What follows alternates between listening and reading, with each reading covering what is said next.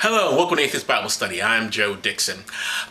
We are going to read the story of Paul's second journey. Hooray! Can't wait to see Paul's second journey. That'll be fantastic, I'm sure. And of course, as always, we're going to read from the Children's Bible, Children's Bible. And help us with the reading of the story, of course, we're going to need some booze. Today's booze is going to be some gin. See that? I got the old London gin. And I'm going to pour into this glass of pineapple juice because I don't want to drink straight up gin.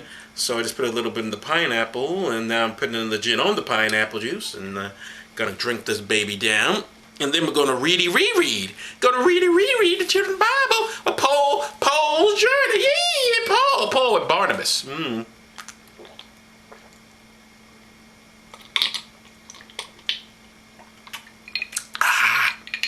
Hope you drink along. May have some more as we go along. But let's get into this. It's Paul's second journey.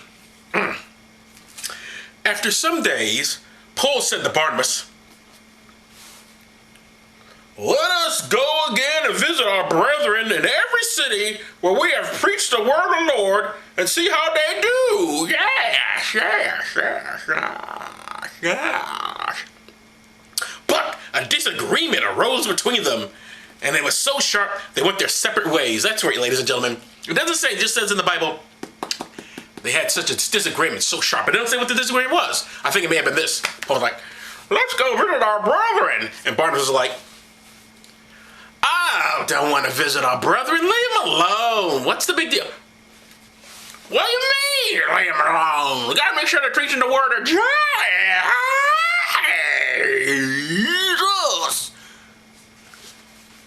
Can't we just find some girls? Girls? Oh, Barnabas, what the hell are you talking about? What got to do about Jesus? To tell you the truth, man, I really like to get laid, maybe get some drinking or something.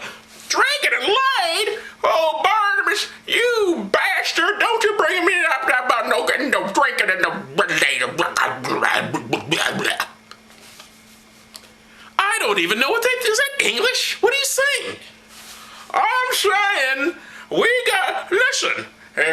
Jesus Christ put us in charge, and now we gotta look out what everybody's up to. And you wanna go and fornicate and and drink? Oh, I'm shocked. Listen, Paul, maybe if you got laid for once, you wouldn't be such a fucking asshole. Who are you calling a fucking asshole? I'm calling you a fucking asshole. By the way, you say you shouldn't drink? You sound drunk right now. I'm not drunk. I'm just Paul. I'm fucked up. Well, look, either way, I don't want to just parade, rain on anyone else's parade or get in anyone else's business, all right? So let's just forget it. We're not gonna forget it. All right, so fine. Then this is over then. I'm getting out of here, all right? I'm leaving. You leave.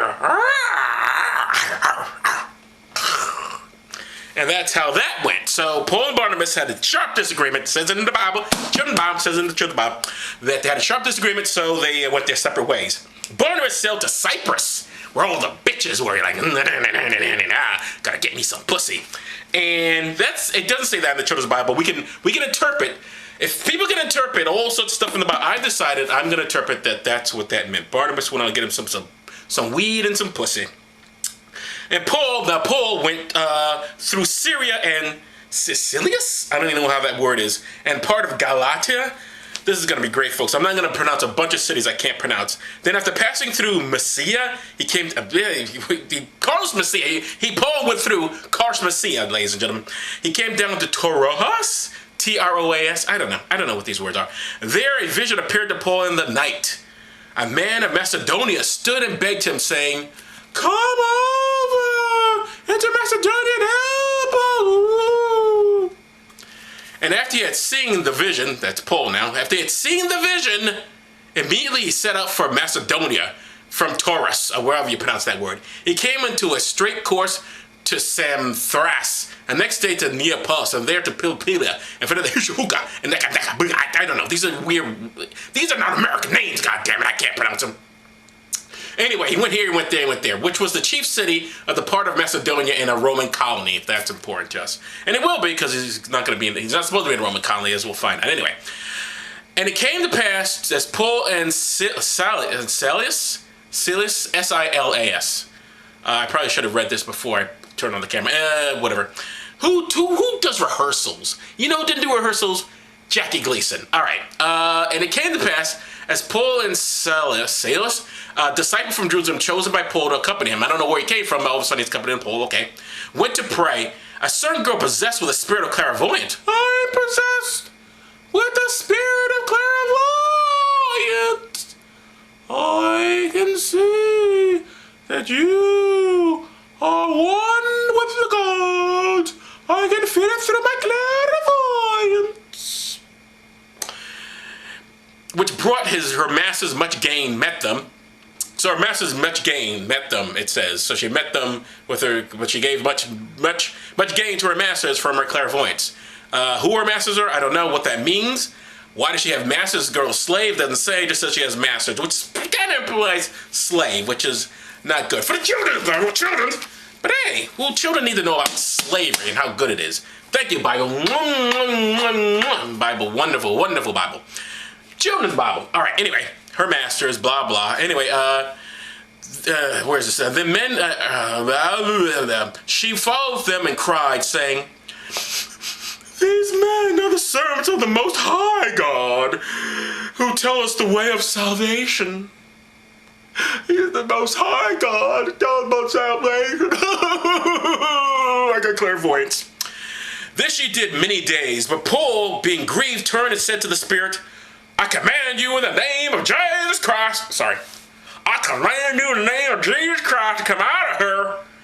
You gotta get out of here. I don't like people inside women. That's weird. Get out of here. Get out of here. She's possessed with clairvoyance. Get out of her body. And when the master saw that the hope of their gains was gone, I guess they got no more gains now that she's got no clairvoyance, thanks to Paul taking it out of her body, they caught Paul and Silas, how we pronounce that name, and brought them before the rulers of the city, saying, these men, being Jews, do exceedingly trouble our city and teach custom. Oh, it says Jews things in here. That's not me. I didn't suddenly become Louis Farrakhan. That is what's in the goddamn book. It's right here. I thought it's in the book.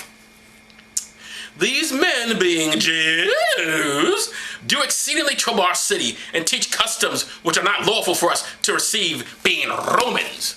That's right. So they put them in jail. That's what we're going to take up next time. Next story is going to be Paul and Silas, and I'll learn how to pronounce that name later. If ever, maybe not.